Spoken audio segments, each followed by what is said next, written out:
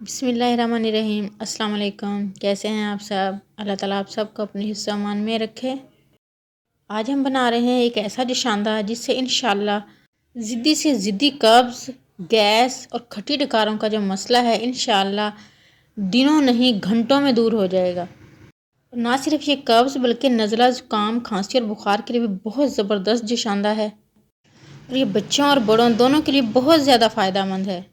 तो चलिए स्टार्ट करते हैं। सबसे पहले हम एक पैन लेंगे और उसमें जितने कप हमने दिशांदा बनाना है उससे डबल पानी ऐड कर लेंगे।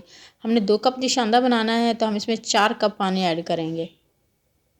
और इस दिशांदे के जहाँ बेनिफिट्स बहुत ज़्यादा हैं वहाँ इसका टेस्ट भी बहुत ज़्यादा अच्छा है। इतना ज़बरदस्त है फ्लेवर के बच्चे भी बहुत शौक़ से पियेंगे इसे। हमने बर्तन में 4 कप पानी ऐड कर लिया है। अब हम इसमें 2 टेबल स्पून भर के सौंफ ऐड करेंगे। सौंफ कब्ज़ और गैस के लिए बहुत ज़्यादा फ़ायदेमंद है और ये गले की ख़राश और जिस्म की हरारत को कम करने में भी बहुत ज़्यादा फ़ायदा देती है। 2 टेबल स्पून सौंफ के साथ ही हम इसमें 2 इलायची तोड़कर ऐड कर देंगे। इलायची का इसमें बहुत ज़बरदस्त टेस्ट आएगा और इलायची भी कब्ज़ के लिए, गले की ख़राश के लिए और जमी हुई बलगम को साफ़ करने के लिए बहुत ज़्यादा फ़ायदेमंद है और इंशाल्लाह ये हमारे जिशान में बहुत ज़बरदस्त टेस्ट भी लेकर आएगी। अब हम इसमें 2 टेबल स्पून भर के गुड़ ऐड करेंगे। अगर आपको गुड़ पसंद ना हो तो आप इसमें चीनी भी ऐड कर सकते हैं, लेकिन गुड़ निज़ाम हज़म के लिए बहुत ज़्यादा फ़ायदेमंद है, इसलिए कोशिश करें कि गुड़ ही ऐड करें। आप गुड़ और चीनी दोनों को स्किप करके इसमें शहद भी ऐड कर सकते हैं, लेकिन शहद इसमें बाद में ऐड करेंगे, वो हम आपको बाद में बताते हैं किस तरीके से ऐड करना है। इसे बॉयल आने तक तेज़ आंच पर पकाएंगे। 3 से 4 मिनट में जैसे ही इसमें बॉयल आ जाएगा फिर इसको स्लो फ्लेम पर ढक्कन ढककर तकरीबन 15 मिनट पकाएंगे।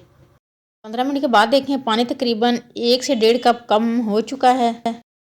अब हम मग से अच्छे तरीके से इसे फेंट लेंगे ताकि तमाम अज्जा का फ्लेवर जो है अच्छे तरीके से हमारे जो शांदे में जज़ब हो जाए। टिप्स अच्छी लगे, वीडियो अच्छी लगे तो इसे लाइक ज़रूर करें और ना सिर्फ इससे खुद फ़ायदा उठाएं बल्कि अपने दोस्तों, अपने फैमिली फ्रेंड्स को इसे शेयर भी करें ताकि वो भी इससे इतना ही फ़ायदा उठा सकें जितना आपको इससे फ़ायदा हो।